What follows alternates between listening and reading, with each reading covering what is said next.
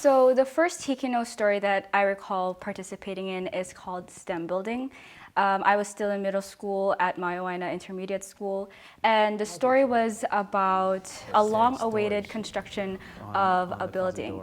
The video kind of touches up on how the school is at capacity. There are about 1,000 students that are just in places where there shouldn't be classrooms.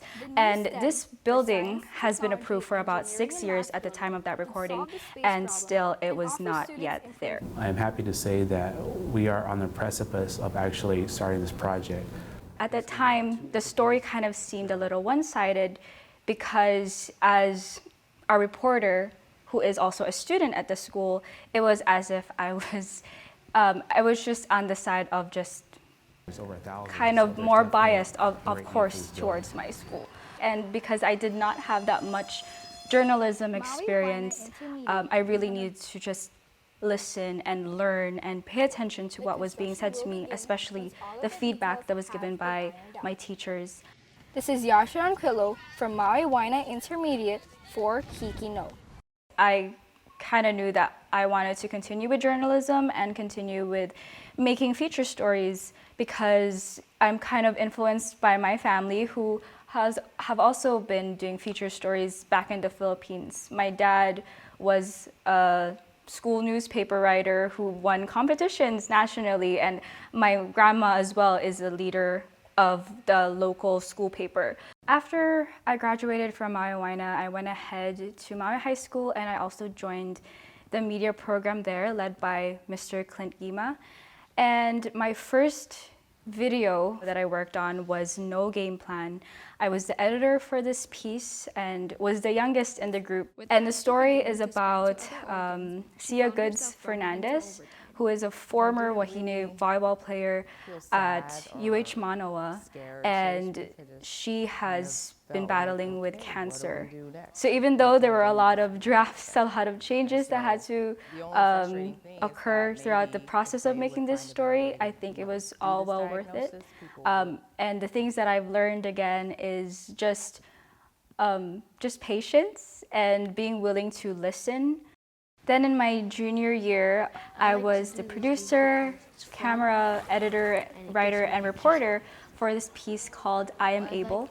And it is a story about Keijan, who has spina bifida.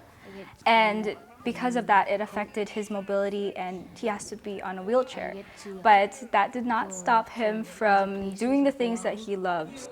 Even with his disability, the support Keijan has from his family, paired up with his cheerful attitude, has enabled him to pursue his numerous involvements, proving that he definitely is able.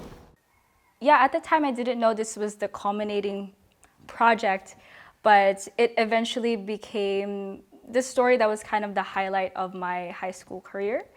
And it was an honor to share this story. But coordinating with the keys is not the only worry Keijan has to create that perfect piece. In my senior year of high school, I was involved in a HIKI NŌ story called Aloha Kettle Corn, and this was my last HIKI NŌ story of my high school career. And at that time, because I've already made all of these other videos at that time, my teacher, Mr. Clint Gima, just told me to go hands off for this project. So even though I was involved in it, he told me to just be a mentor to my teammates. We kind of want to share it to the next students who will be the next HIKI NŌ story makers. So I believe that's the standpoint that he was coming from, is just being able to pass on this knowledge and training our new students. After graduation, he gave me the opportunity to teach at Maui High School. So it kind of worked out because I did choose to stay on Maui for college. So